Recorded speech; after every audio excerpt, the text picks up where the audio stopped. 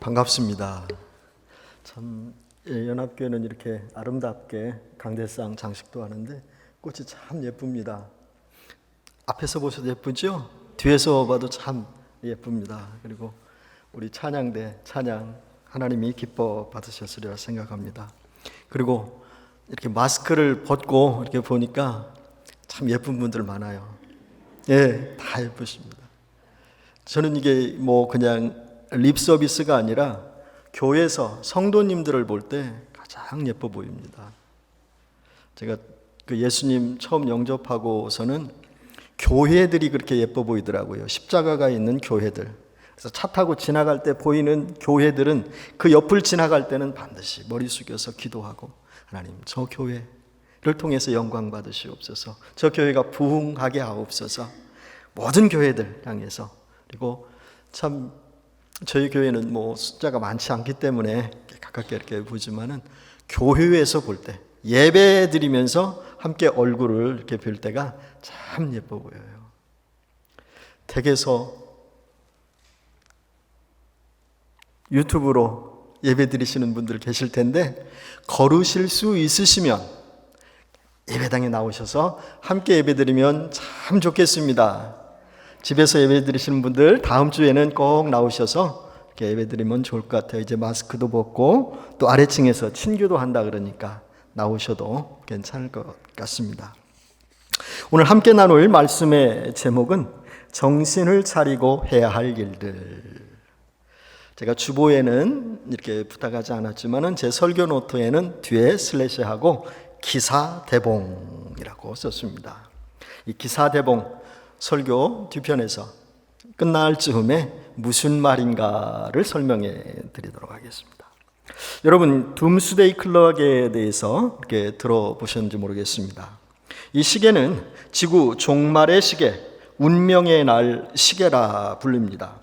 이 시계는 핵전쟁 위기를 경고하기 위해서 1947년 시카고대 핵 물리학자들이 주도해서 만들어졌고 또 오늘날까지 활동을 이어오고 있습니다. 올해가 이 단체가 설립된 지 75주년이 되는 해입니다. 이 단체가 생기고 처음 발표한 시간은 1947년 자정 7분 전이었습니다. 자정은 이 종말의 시간. 이 단체가 생기고 난 후에 분을 매해 이렇게 발표를 했는데 1953년도에는 2분 전, 그리고 1991년도에는 7분 전, 또 뒤에 이렇게 좀 이렇게 밀려났고 2016년도에는 3분 전, 그리고 2022년 올해 현재는 이게 분으로 표시지 않고 초로 표시를 했더라고요. 그렇다고 1, 2초 남았다고 긴급하게 말하지는 않습니다. 이 둠스데이 클락은 종말의 시간, 그 결정의 날이 100여 초 남았다라고 이렇게 말합니다. 오늘 본문이 말하는 것처럼 그날이 가까이 왔음을 말해주고 있습니다. 둠스데이 클락은 성경과 같은 권위는 가질 수 없습니다. 하지만 참고해보고 눈여겨볼 필요는 있다고 봅니다. 지혜로운 성도는 시대를 분별하여 지금이 어느 때인지를 알기 때문입니다. 어떻게 알 수 있을까요? 성경을 보고 아는 것입니다. 하나님을 믿는 저와 여러분들은 어떤 일이 발생하면 그 해답을 하나님께 기도하는 가운데 성경에서 찾아야 합니다. 이러한 방법이 하나님의 자녀들이 가져야 하는 가장 현명한 방법입니다. 앞서 간단히 설명드린 둠스데이 클락에 대해서도 무조건 받아들이지 말고 성경에 비추어 합당할 때 받아들여야 합니다. 성경적으로 말하면 마지막 때는 넓은 의미와 좁은 의미로 나누어 말할 수 있습니다. 넓은 의미의 마지막 때는 예수님의 초림에서부터 재림 때까지를 말하고, 좁은 의미에서는 예수님이 오시기 직전을 말합니다. 이때를 일컬어 말세 지말이라고 하지요. 그럼 지금이 과연 마지막 때일까요? 그 말은 전적으로 맞습니다. 넓은 의미에서 당연히 마지막 때이니까요. 초림 때부터 재림 때까지를 넓은 의미에서 마지막 때라고 하니까요. 좁은 의미에서는 어떨까요? 좁은 의미는 말세의 지마를 가리킨다라고 했습니다. 그 말도 일부는 맞는 것 같습니다. 예수님이 다시 오실 때가 다 되었다고들 이야기를 하니까요. 마지막 때라는 것은 세상 사람들이 볼 때 지구 멸망의 날이지만 하나님을 믿는 저와 여러분에게는 예수님이 재림하는 날입니다. 재림의 날은 예수님이 가실 때 모습으로 다시 오시는 날을 말합니다. 그 약속의 말씀이 사도행전 1장 11절에 기록되어 있지요. 갈릴리 사람들아 어찌하여 서서 하늘을 쳐다보느냐. 너희 가운데서 하늘로 올려지신 이 예수는 하늘로 가심을 본 그대로 오시리라 하였느니라. 제가 말씀을 읽으면서 이 예수라 그랬습니다. 가실 때 그 예수가 다시 오신다는 겁니다. 그렇다면 이 땅에 자칭 예수라고 하는 사람들은 다 잘못된 사람들입니다. 가실 때 오셨던 예수가 아닙니다. 요한계시록 1장 7절에서도 이렇게 말합니다. 볼지어다 예수님이 구름을 타고 오시리라. 각 사람의 눈이 그를 보겠고 그를 찌른 자들도 볼 것이요 땅에 있는 모든 족속이 그로 말미암아 애곡하리니 그러하리라. 그렇습니다. 성경 말씀에 의하면 하늘로 가셨던 그 예수님이 분명히 다시 오십니다. 이때를 일컬어 세상 사람들은 지구 종말의 때, 지구 운명의 때라고 말을 합니다. 그리고 그 시간을 여러 정황에 맞추어 예측을 하고 자기들의 명예를 걸고 발표를 합니다. 이들이 2017년도에 발표를 했는데 앞서 말씀드린 대로 자정 2분 30초 전이라고 발표를 했습니다. 이들이 개인의 명예와 단체의 명예를 걸고 발표하였는데 과연 그 시간이 맞을까요? 무조건 틀리다라고 말할 수는 없을 것입니다. 왜냐하면 이 단체에는 적어도 15명 정도의 노벨상을 수상한 과학자들이 자문을 하는 기관이기 때문입니다. 그럼에도 불구하고 우리 믿는 자들은 과학자들의 말보다 하나님의 말씀을 더 신뢰하고 따라야 합니다. 과학자들이 맞다고 해도 성경이 틀리다고 하면 틀린 것입니다. 과학자들이 틀리다고 해도 성경이 옳다라고 말하면 옳은 것입니다. 적어도 믿는 저와 여러분은 이러한 자세로 성경을 대하고 읽어야 할 것입니다. 제가 이렇게 힘주어 말하면 여러분에게 잘못된 말을 하는 것일까요? 저와 여러분은 아무리 훌륭하고 학식이 있는 사람들이 모여서 발표한 내용이라고 해도 성경 말씀으로 해석하고 판단할 수 있는 능력을 키워야 합니다. 그럼 과연 지금이 룸스데이 클락이 말하는 종말의 때인가를 성경 말씀을 중심으로 살펴보고 그들이 주장하는 바가 성경의 내용과 일치한다면 받아들이고 그때를 준비하며 합당한 삶을 살아야 할 것입니다. 함께 읽으신 본문 말씀 4장 7절에 보면 만물의 마지막이 가까웠으니 라고 말합니다. 이 말씀은 몇 달 전, 몇 년 전에 한 말씀이 아닙니다. 적어도 2000여 년 전에 한 말씀입니다. 그렇지만 오늘 이 시대에 비추어 볼 때 저와 여러분이 살고 있는 이때를 말함이 아닌가라고 이렇게 생각을 하게 되는데 그렇게 생각해도 무리는 없다라고 봅니다. 그렇다면 만물의 마지막 때가 가까이 왔다는 이 말씀은 믿는 저와 여러분에게 있어서 복된 소식, 아주 기쁜 소식입니다. 여러분 모두 예수님 사랑하시지요? 또 뵙고 싶지요? 근데 그날이 가까워 온다는데 저희들에게는 기쁜 소식이지요.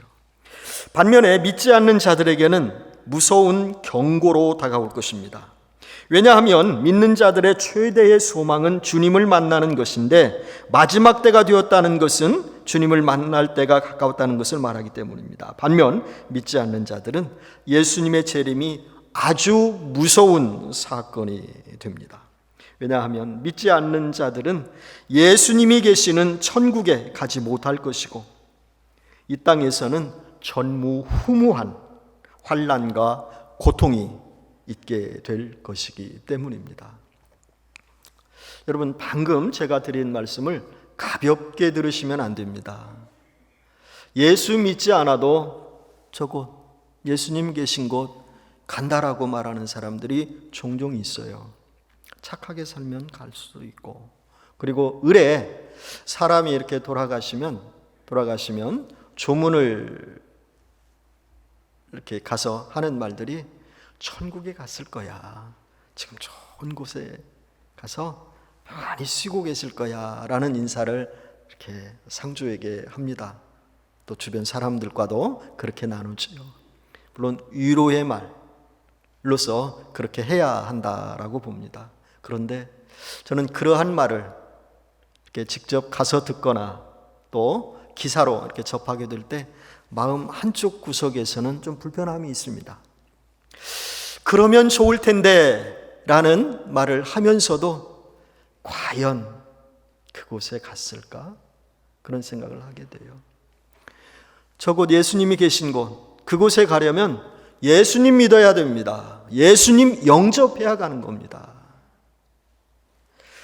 감사한 것은 이 자리에 앉아서 함께 예배드리는 저와 여러분들은 그곳에 갈 준비가 다 되신 분이라 생각합니다.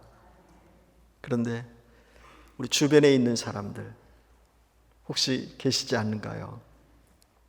저도 주변에 그런 분들이 있습니다. 저희 가족 가운데도 있고 또 이렇게 확실하게 나는 예수님 믿습니다 라고 하는 분이 있기도 하고, 희미하게 교회 다녔는데 오랫동안 다녔는데 라고 하는 분도 있습니다. 저의 어머니가 그러지 않을까라는 생각을 합니다. 저는 이 구원이 무엇보다도 중요하기 때문에 어디 가서나 예수님 믿으라고 이야기하고 예수님만 믿어야 천국에 갈 수 있다라고 이야기를 합니다. 제가 한 달 전에 한국에 다녀왔습니다. 그 무더운 여름 갈 이유가 없었어요. 어머니가 아니면, 또 어머니가 예수님 잘 믿고 확신 가운데 계시다면 그 무더운 여름에 안 갔을 겁니다. 근데 간 것은 이제 연세도 많아지고 이제 91로 가시는데 다시 한번 이 구원에 대해서 확인시켜 드리려고 그 말씀 전하러 한국까지 이렇게 갔는데, 모르겠습니다. 꼭 예수님 붙잡고 마지막까지 사셨으면 좋겠는데 권고는 드렸지만 그 이유는 이제 하나님이 하실 일이니까 모르겠습니다. 하지만 저는 주변 사람들, 믿지 않는 사람들에게 지금도 강력하게 이야기하고 싶습니다. 예수님 믿어야 하늘나라에 갈 수 있습니다. 그리고 예수님 믿지 않고 살다가 죽으면, 제가 자세히는 이야기 않겠습니다. 아실 겁니다. 또 성경을 다 읽어보면 어떻게 되는가도 잘 나와 있습니다. 지금 우리는 중요한 시기에 살고 있습니다. 만물의 마지막이 가까웠다라는 소리를 들으면서 살고 있습니다. 그럼 지금이 과연 마지막 때인가? 성경 말씀을 통해서 알아보도록 하겠습니다.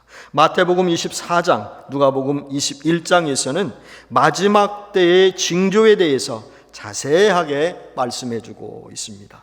마태복음 23장 3절을 보면 예수님이 이제 감람산 위에 가셨는데 그때 제자들과 주고받는 그 내용이 나옵니다. 제자들이 좀 궁금했나 봐요. 앞으로 세상 끝날이 언제 오고 어떻게 될 것인가.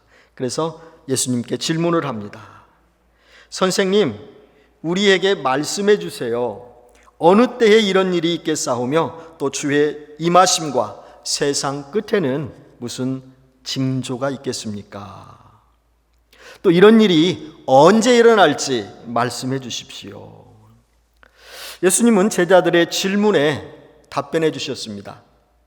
한 가지는 자세히 말씀해 주셨고, 또 하나는 좀 경고성 있게 답변을 해 주셨습니다. 하나는 너희는 사람의 미혹을 받지 않도록 주의하라. 많은 사람이 내 이름으로 와서 이르되 내가 그리스도라 하여 많은 사람을 미혹해 하리라. 난리와 난리 소문을 들을 것이다. 너희는 삼가 두려워하지 말라. 이런 일이 있어야 하되 끝은 아직 아니니라. 그런데 제자들은 또 그의 날이 궁금했습니다. 그런데 거기에 대해서는 예수님이 나도 모른다. 오직 하나님 아버지만 아신다라고 따끔하게 이렇게 알지, 관심을 가지지 말라고, 너무나 거기에 집착하지 말라고 말씀을 하셨습니다. 이어서 말씀합니다. 민족이 민족을, 나라가 나라를 대적하여 일어난다라고 예수님이 제자들의 질문에 답을 합니다. 처처에 기근과 지진도 있을 것인데 이것들이 재난의 시작이란다. 이렇게 제자들에게 말했습니다. 요즘 민족이 민족을 치는 일들이 있죠. 여러분 다 아실 겁니다. 지금 어디가 어디를 치고, 어디와 어디가 전쟁을 하고 있어요. 그렇죠. 러시아와 우크라이나가 전쟁 중입니다. 7개월이 지나가고 있습니다. 그런데도 이제 좀 끝날 때가 된 것 같은데 아직도 끝날 기미가 없습니다. 푸틴이라는 분은 더 확장시키려고 합니다. 그래서 자국에 건장한 사람들 30만 명을 먼저 동원해서 전쟁터로 보내려고 합니다. 그리고 여차하면 핵 버튼도 누르겠다라고 경고성 발언을 합니다. 또 며칠 전에는 미국과 국경을 맞대고 있는 멕시코에서 큰 지진은 아니지만 강도 6.7 정도의 그 지진이 있었습니다. 저는 멕시코에 이렇게 또 귀를 좀 기울입니다. 왜냐하면 우리 교회가 그곳을 선교하고 있거든요. 그래서 기도도 하고 있는데 멕시코에 지진이 일어났다라고 해요. 근데 다행히 아주 큰 지진은 아니라고 들었습니다. 이런 일들은 전에도 있었고 또 앞으로도 더 큰 일들이 일어나게 될 것입니다. 누가복음 21장 11절에서는 곳곳에 큰 지진과 기근과 전염병까지 있을 것이다 라고 말합니다. 이전 번역에서는 온역이라고 번역됐는데 지금 우리가 가지고 있는 개역 개정 성경에는 전염병이라고 이렇게 알기 쉽게 번역이 됐더라고요. 그리고 또 무서운 일과 하늘로부터 큰 징조들이 있을 것이다 라고 말씀하셨습니다. 전염병 좀 끝났으면 좋겠는데 참 지금도 팬데믹이 종식되었다라고 하는 선언은 아직 하지 않은 것 같아요. WHO에서. 근데 참 그래도 우리가 이렇게 이게 그 선택 사항으로 마스크를 벗을 수 있는 거 참 다행인 것 같습니다. 벗으니까 얼마나 좋아요. 저도 일부 예배 때는 여기까지 올라와서 올 때까지는 썼습니다. 근데 주보를 보니까 벗어도 된다 그래서 얼른 벗었습니다. 벗고 지내니까, 벗고 사람을 만나니까 얼마나 좋아요. 근데 과학자들의 말에 의하면 앞으로 쉽게 끝나지는 않을 것이다 라는 안타까운 말을 합니다. 그래서 우리는 지혜롭게 자기가 또 관리도 하고 조심도 하고 이렇게 해야 할 것이라 생각하는데 이러한 일들이 예수님 오시기 전에 있으리라 라고 했는데 지금 우리가 현실로 직면하고 있는 것입니다. 오늘날 예수님이 말씀하신 이러한 일들은 빠르게 제공되는 뉴스를 통해서 매일같이 보고 듣고 있습니다. 이것뿐만이 아닙니다. 디모데후서 3장 1절에서부터 5절 말씀을 보면 사회적인 현상 가운데 나타나는 일반적인 종말 징조들도 19가지나 나와 있습니다. 제가 읽어드리겠습니다. 너가 이것을 알라. 말세에 고통하는 때가 이르리니 사람들은 자기를 사랑하며 돈을 사랑하며 자긍하며 교만하며 회방하며 부모를 거역하며 감사치 아니하며 거룩하지 아니하며 무정하며 원통함을 풀지 아니하며 참소하며 절제하지 못하며 사나우며 선한 것을 좋아하지 아니하며 배반하여 팔며 조급하며 자고하며 쾌락을 사랑하기를 하나님 사랑하는 것보다 더하며 경건의 모양은 있으나 경건의 능력을 부인하며. 이러한 일들을 여러분 주변에서 많이 경험하지요. 이러한 일들이 성행되는 것을 볼 때 예수님이 가까이 오시고 또 오고 계시는구나 라고 생각하면 됩니다. 하나님 말씀을 통해 이 같은 말세의 징조들을 볼 때 우리가 살고 있는 현 시대를 마지막 때라고 말하는 것은 성경적인 근거가 있는 가르침이다 라고 볼 수 있겠습니다. 그렇다면 마지막 때가 가까이 오는 이때에 저와 여러분은 어떻게 살아야 할까요? 오늘 본문 말씀이 삶의 방향을 제시해 주고 있습니다. 함께 살펴볼까요? 첫 번째로 마지막 때가 가까이 오는 이때에 우리는 기도하면서 살아야 합니다. 본문 4장 7절에 만물의 마지막이 가까웠으니 그러므로 너희는 정신을 차리고 근신하여 기도하라. 제가 이 말씀을 조금 부드럽게 하지 않고 그대로 제목에 실었습니다. 정신을 차리고 해야 할 일들이라고. 이 말씀은 베드로가 자기 경험을 돌아보면서 말씀하시는 것 같습니다. 누가복음 22장 39절 이하를 보면 예수님께서 십자가 처형을 앞에 두고 베드로와 야고보, 요한과 함께 겟세마네 동산에 기도하러 가신 장면이 나옵니다. 예수님께서는 힘쓰고 더욱 애써 더욱 간절히 기도하셨는데 베드로를 포함한 주님의 제자들은 졸면서 잤습니다. 그때 하신 말씀이 시험에 들지 않게 깨어 있어 기도하라 입니다. 오늘 이 시간 우리들에게도 이 같은 말씀을 예수님은 이렇게 하시는 것 같습니다. 시험에 들지 않게 깨어 있어 기도하라. 이 말씀을 다른 각도에서 보면 기도하지 아니하면 시험에 들 수 있다라는 내용이기도 합니다. 따라서 우리는 시험에 들지 않도록 깨어 기도해야 할 것입니다. 어제 제가 설교 준비를 이렇게 도서관에서 하고 마치고, 도서관이 5시간이니까 마치고 조금 이렇게 주변을 보는데 날씨가 얼마나 좋은지. 어제 날씨 좋았잖아요. 여러분, 그렇게 좋은 날씨를 이렇게 보면 어떤 생각이 들어요? 딱 기도하기 좋은 날씨다. 저는 공원으로 달려가고 싶더라고요. 달려가서 산책하면서 기도하면서 다니는 거예요. 저는 제가 자주 가는 공원이 있습니다. 벨리포지파. 저는 제가 누구한테 얘기할 때는 기도원이라고 말해요. 그 넓은 벌판에 그 가운데쯤 걸으면서 마음껏 소리내서 기도해도 좋습니다.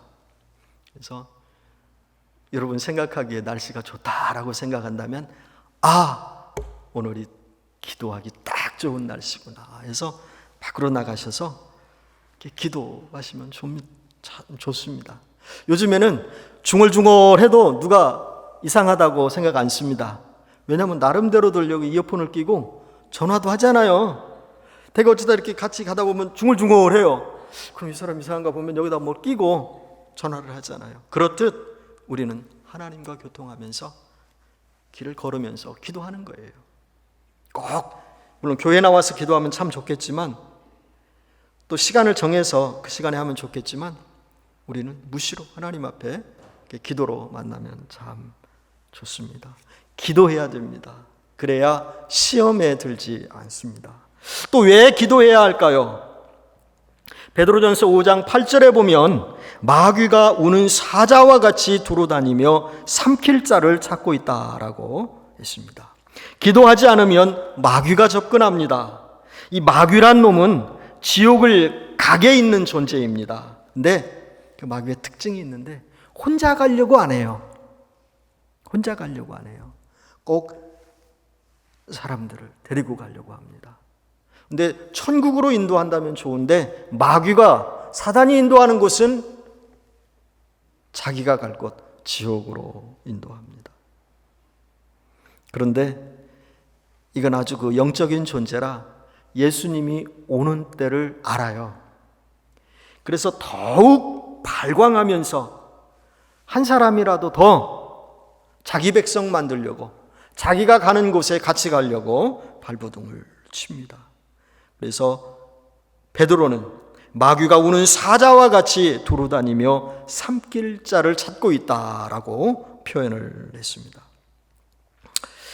저와 여러분이 영적인 눈으로 이 뉴스나 신문 또 사회 곳곳을 보면 마귀의 손아귀 위에서 놀아나는 사회 현상과 그 현상에 발맞추어 사는 사람들을 볼 수 있습니다. 거짓말하고 사기치고 나쁜 일에 동참하고 사람을 해롭게 하는 일에 동조하고 사는 사람들 얼마나 많습니까? 여러분 유튜브 잘 보시죠? 저는 좀 봅니다. 시사성 있는 것도 이렇게 보고 또 여행, 하나님이 만드신 세계 곳곳을 다니면서 여행한 사람들의 동영상도 좀 봅니다. 근데 보면서 제가 이제 시사성 있는 것들을 좀 볼 때 보면서 짜증나는 것들이 참 많아요. 거의 한 7, 8%, 99%까지도 라고 말해도 뭐 괜찮을 겁니다. 서로 비난하는 거. 이쪽에서 이쪽 비난하고 이쪽에서 이쪽 비난하고 이쪽에서 저쪽 비난하고 되게 그런 내용일 거예요. 그래서 내가 그걸 보면서도 내가 왜 이것을 보고 있나 라는 말을 이렇게 하게 되는데, 그러면서 또 그런 것들이 이 매스미디어나 이 SNS 이런 것들이 발전하면서 또 그걸로 인해서 나쁜 짓 하는 사람들이 꽤 많더라고요. 그런 것들은 우리는 지양해야 될 것이라 생각합니다. 지혜롭게 그런 것도 선별해서 볼 수 있는 그 안목이 있어야 될 것 같아요. 성경 강해한 것들 많이 있습니다. 좋은 설교들도 많이 있습니다. 찬양 몇 장만 누르면 다 나옵니다. 그래서 가능하면 우리가 이용 안 할 수는 없으니까 좋은 것들을 선별해서 이용하면 우리가 살아가는 데 있어서 그런 것들 통해서도 도움을 받을 수 있으리라 생각합니다. 그런데 안타까운 것은 마귀가 그런 것들을 이용해서도 죄를 짓게 한다는 것입니다. 그렇기 때문에 간절하게 기도해야 돼요. 정신을 차리고 기도해야 한다는 것입니다. 두 번째로 마지막 때가 가까이 오고 있는 이때에 우리는 사랑하며 살아야 합니다. 본문 4장 8절에 무엇보다도 열심으로 서로 사랑할지니 사랑은 허다한 죄를 덮느니라. 사랑을 하되 어떻게 하라 그랬어요? 열심으로, 그리고 서로 사랑할지니. 하나님께서는 믿는 저희들이 사랑하며 살기를 원하고 계십니다. 사랑은 우리 예수님께서 새 계명으로 주시고 지키라고 명령하신 것입니다. 요한복음 13장 34절에 이렇게 기록되어 있지요. 예수님의 말씀. 새 계명을 너희에게 주노니 서로 사랑하라. 내가 너희를 사랑한 것 같이 너희도 서로 사랑하라. 예수님께서는 내가 너희를 사랑한 것 같이 서로 사랑하라 라고 말씀하셨습니다. 예수님께서 우리를 어떻게 사랑해 주셨나요? 그분은 우리를 위해 몸 버려 피 흘리시기까지 사랑해 주셨습니다. 제가 표현력이 없어서 이 몸 버려 피 흘려 사랑했다라는 것을 실감나게 설명을 못하는데 대단한 사랑입니다. 우리는 그렇게 못합니다. 사실 사랑을 저도 이 앞에서 말하고 하지만은 그렇게 못해요. 예수님 같이. 예수님은 우리를 위해서 몸을 버리셨습니다. 그렇게 하면서까지 우리를 사랑해 주셨습니다. 그래서 내가 너희를 사랑한 것 같이 너희도 사랑하라. 그래서 우리는 사랑을 크게 받은 사람들이고 사랑에는 빚진 자들입니다. 빚진 자의 자세로 우리도 할 수 있는 대로, 힘 닿는 대로 이웃과 친구를, 그리고 가족과 주변 사람들을 사랑하며 살아가야 할 것입니다. 요즘은 사랑의 부재, 사랑의 결핍의 시대인 것 같습니다. 예수님께서도 마지막 때가 되면 마태복음 24장 12절에서 이 불법이 성함으로 많은 사람의 사랑이 식어지리라 라고 말씀을 하셨습니다. 그래서 그런지 요즘 참 주변에 안타까운 일들이 많이 있어요.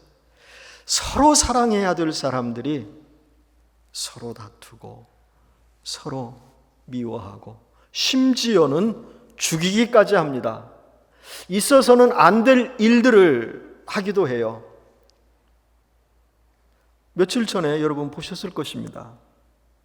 한 젊은 아이 엄마가 저 호주에서 아이들을 죽여가지고 자기 아들인 것 같아요. 자기 아이들인 것 같아요. 2명인가를 죽여서 가방에다 넣고 자기는 살겠다고 제주도까지 도망을 왔어요. 그런데 잡혔습니다. 참 있어서는 안 될 일들이 이렇게 발생하고 했는데 또 어떻습니까? 자식이 부모를, 아내가 남편을, 남편이 아내를, 또 친구가 친구를 속이면서 이용하고 심지어 죽이기까지 하는 일들이 벌어지고 있는데 참 안타까운 일입니다. 그런데 왜 이런 일이 일어나게 됐을까요? 모르겠어요. 제가 그쪽에 전문가는 아니라서 모르지만은 예수 믿는 자로서, 사랑을 입은 자로서 대답을 드린다면 진리의 사랑을 받지 못해서 그럽니다. 예수님의 사랑을 받지 못했기 때문에 그런 악한 일에 동참하고 사악한 일을 하게 되는 것입니다. 적어도 예수님을 알고 믿는 사람이라면 그런 일들은 안 하겠지요. 그래서 더더욱 예수님을 잘 믿어야 되고 예수님을 믿고 살아야 한다라고 말씀드립니다. 예수님의 사랑을 바로 알고 깨달았다면 앞서 말씀드린 일들은 생기지 않았을 것입니다. 저와 여러분들은 서로 사랑해야 합니다. 사실 이 자리에 앉으신 분들은 다 그런 분들이에요. 그런 마음을, 그러니까 저와 제가 지금 드리는 말씀을 공유하는 분이라 생각합니다. 그런데 이 자리에 나와 있지 않는 사람들이 좀 안타깝지만 그렇죠. 그래서 저와 여러분들은 예수님이 특별히 말씀하신, 계명으로 주신 서로 사랑하라 라는 말씀을 마음속 깊이 간직하고 그 사랑을 실천해야 할 것입니다. 가정에서, 교회에서, 직장에서, 학교에서 만나는 사람들끼리 서로 사랑해야 합니다. 교회에서는 더더욱 사랑해야 합니다. 우리를 사랑하신 예수님께서 이 교회를 위해 어떻게 하셨습니까? 몸버려 피 흘리셨습니다. 이 교회는 예수님을 믿는 사람들이 모인 공동체입니다. 그래서 이 교회 공동체에서는 정말 서로 사랑해야 합니다. 혹시 사랑하기에 먼 사람들이 있다면 자기 자신을 한 번 더 돌아보고 상대방을 용서하며 덮어주어야 합니다. 본문 4장 8절로 돌아가겠습니다. 8절 말씀에 사랑은 허다한 죄를 덮느니라고 했습니다. 사랑은 잘못과 허물과 실수를 덮어주는 겁니다. 저와 여러분, 사실 예수님 믿기 전에 또 믿은 이후에도 참 부족한 것이 많잖아요. 모르겠습니다. 여러분들은 어떨지는 모르겠습니다만은 저는 부족한 점이 많이 있습니다. 그래서 때로 또 인간적으로 좀 그런 사람들도 있잖아요. 마음에 좀 걸리는 사람들. 그럴 때 이 말씀을 묵상합니다. 사랑은 허다한 줄을 돕느니라. 형편없는 나도 예수님이 사랑해 주셨는데, 그래서 사랑에 빚진 자, 사랑을 말하며 살 수 있게 해주셨는데, 내가 왜 저 사람을 안 좋은 시선으로 봐? 내가 왜 저 사람을 미워해? 때로 이제 안타까워서 할 때도 있습니다만은, 미워하거나 또 업신여기거나 또 한 사람을 공경에 빠뜨리려고 해서는 안 될 것입니다. 믿는 저와 여러분, 이제 우리가 살 날이 얼마인지 모르겠어요. 모릅니다. 그거는. 우리 정복력 권사님 오셨는데 너무 예쁘십니다. 권사님. 하나님이 부르시는 날까지 예배 잘 드리면서 이렇게 나오시면 좋을 것 같아요.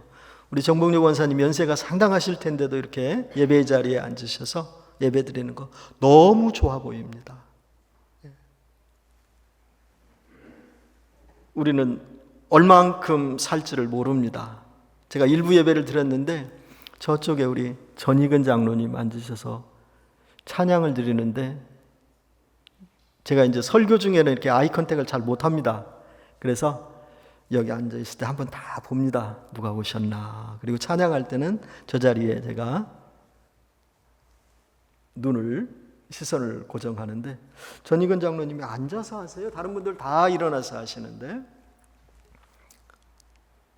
평소 그럴 분이 아니신데, 그래서 이렇게 좀 자세히 봤습니다. 근데 많이 야위신 것 같더라고요. 그래서 기도가 필요한 것 같아요. 우리 전익은 장로님 얼마나 귀한 분이십니까? 부부가 다 귀하시지만은, 그래서 오래토록 저 자리에 앉으셔서 찬양하실 수 있도록, 하나님을 기쁘시게 하실 수 있도록 기도하시면 참 좋겠다라는 생각이 듭니다. 그리고 여러분 모두도 오래오래 건강한 모습으로 이렇게 찬양 드리며 사시기를 참 바라겠습니다. 우리 이호영 집사님도 얼마나 지금 옛날에 위험한 시기도 넘기셨었는데 저렇게 건강한 모습으로 찬양하고 있습니까? 다 보입니다. 여러분 모두가. 근데 이용일 장로님은 여기에 계시다가 왜 그쪽에 계신지 모르겠는데요. 네. 마지막 때는 다가오고 있습니다. 저와 여러분들 모두 사랑하면서 살았으면 참 좋겠습니다. 세 번째로, 마지막 때가 가까이 오고 있는 이때에 저와 여러분은 서로 섬기며 대접하고 살아야 합니다. 9절 말씀에 서로 대접하기를 원망 없이 하고 하였습니다. 오늘날도 마찬가지이지만 초대교회 당시에는 남을 대접하는 일을 큰 덕목 중에 하나로 여겼습니다. 당시 교통시설이 불편하고 숙박시설도 미비하였기 때문에 남을 대접하는 일은 미덕의 차원을 넘어서 인간의 기본적인 도리이기도 하였습니다. 바울은 고린도를 여행할 때에 브리스길라와 아굴라 부부의 대접을 받았습니다. 또 부유한 자들을 통해서는 자신의 숙소와 집회 장소도 제공받았습니다. 이러한 사랑을 받은 바울은 기도할 때마다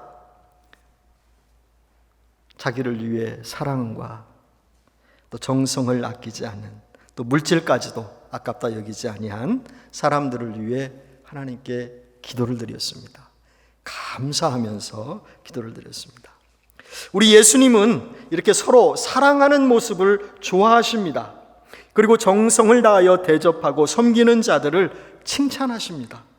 그런데 여기서 대접할 때 중요한 것 두 가지는 꼭 생각해야 될 것입니다. 첫째로 서로 대접하는 겁니다. 대접을 받기만 하려고 하지 말고 서로, 만일 남으로부터 대접을 이렇게 받았다면 나도 한번 이렇게 대접하려고 하는 그 아름다운 마음을 가져야 됩니다. 그래야 그것이 이렇게 퍼지고 오래 갑니다. 성경은 대접하고 섬김을 받는 자보다 또 대접하고 섬기는 자를 또 칭찬하고 있는 말씀도 아시지요?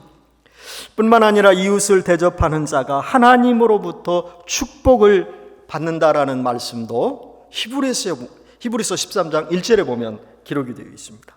손님 대접하기를 잊지 말라. 이로써 부지 중에 천사들을 대접하는 들도 있었느니라. 둘째로 기억할 것은 대접하면서 원망 없이 해야 합니다. 이 말은 남을 대접하되 아까운 마음을 가져서는 안 된다는 것입니다. 즉 남을 돕되 후하게 베풀라는 것이죠. 인색함으로 하는 대접은 결국 외식이나 위선에 지나기 때문입니다. 마지못해 하는 구제, 남에게 보이기 위해서 하는 대접은 하나님 앞에서 좋은 행동이다라고는 말할 수 없을 겁니다. 네 번째로 마지막 때가 가까이 오고 있는 이때 어떻게 살아야 할까요? 저와 여러분은 선한 청지기 같이 서로 봉사하며 살아야 됩니다. 사랑도 서로 해야 됩니다. 대접도 봉사도 서로 해야 됩니다. 본문 4장 10절에 보면 각각 은사를 받은 대로 하나님의 각양 은혜를 맡은 선한 청지기 같이 서로 봉사하라. 여러분 성경을 쭉 이렇게 읽어가 보면 특히나 바울 서신 같은데 서로라는 말이 많이 나와요. 한번 유심히 읽어가면서 이렇게 동그라미 쳐보세요. 서로 해야 오래가고 서로 해야 하나님이 기뻐하십니다. 기도하며 사는 사람, 사랑을 알고 행동으로 옮기는 사람, 그리고 서로 대접할 줄 아는 사람은 선한 청지기 같이 봉사할 줄 아는 사람입니다. 여기에서 청지기라는 말을 잘 생각해 보아야 합니다. 성경의 교훈은 이 진리를 가르칩니다. 하나님은 만물을 창조하신 분이시요 소유자이십니다. 인간은 이 세상에 잠깐 사는 동안 하나님의 소유를 대신 관리하는 관리자, 곧 청지기입니다. 그래서 관리자는 주인의 뜻에 따라 잘 관리해야 합니다. 물질을 버는 것도 중요하지만 잘 관리하는 것이 더 중요합니다. 잘못 관리하면 물질이 해가 될 수 있습니다. 하나님이 맡겨주신 모든 것, 곧 물질, 재능, 지식들을 잘 관리하여 주인이신 하나님께 잘 관리했다라고 칭찬을 받아야 합니다. 관리자는 자기 마음대로 관리하면 안 됩니다. 그리고 자기에게 영광을 돌려서도 안 됩니다. 청지기는 만물을 주신 하나님께 영광을 돌려야 합니다. 이제 말씀을 맺겠습니다. 우리는 본문에 언급된 대로 마지막 때에 살고 있습니다. 이 마지막 때를 당하여 위에 말씀드린 네 가지, 기도하며 사랑하고 서로 대접할 줄 알고 그리고 선한 청지기까지 같이 봉사하며 살아야 할 것입니다. 제가 쉽게 이 네 가지를 함축해서 기사대봉이라고 표현을 했습니다. 기도하면서 사랑하고 서로 대접하며 봉사하면서 사는 기사대봉의 삶을 저와 여러분이 남은 날 동안 살아가면 참 좋겠습니다. 사실 앞으로 가면 갈수록 기도하기가 어렵고 사랑하며 살기가 어려워집니다. 그러나 살아있는 성도라면, 지혜 있는 성도라면 이 어려움을 이기고 더욱 기도할 것이며 열심으로 사랑하며 살 것이며 또 있는 것 나누며 살고 또 하나님께서 주신 것, 맡겨주신 것 청지기 같은 자세로 봉사하며 살게 될 것입니다. 죽은 물고기는 흐르는 물에 떠내려가도 산 물고기는 흐르는 물을 거슬려 올라가듯 살아있는 성도는 어려움을 이기고 천국문을 향하여 힘껏 올라갈 수 있게 됩니다. 우리 연합교회 성도님들 모두는 천성문을 향해 힘차게 전진하며 주의 영광을 위해 기사대봉하며 사시길 주님의 이름으로 축원드리며 설교를 마치도록 하겠습니다. 기사대봉은 성경에는 그런 말 나와 있지 않습니다. 오늘 네 가지의 앞자를 제가 선택해서 그냥 기사대봉이라고 말을 한 것입니다. 같이 기도하겠습니다. 살아계신 아버지 하나님 감사합니다. 오늘은 반갑게도 저희들이 이렇게 마스크를 벗고 예배를 이렇게 드릴 수 있게 돼서 참 하나님께 감사하고, 또 아버지 하나님, 저희들이 바라기는 완전히 벗었으면 좋겠습니다. 하나님께서 이 팬데믹, 이 시기가 속히 종식될 수 있도록 하나님 인도하옵소서. 그리고 이 코비드-19 바이러스를 두려워하며 살지 않고 저희들이 또 지혜롭게 살 수 있도록 하나님 인도하여 주옵소서. 우리 연합교회 하나님께서 기억해 주시고 앞으로 예정된 일들 하나님께서 선하게 인도해 주시옵시기를 원하오며 예수님 이름으로 기도드리옵나이다. 아멘.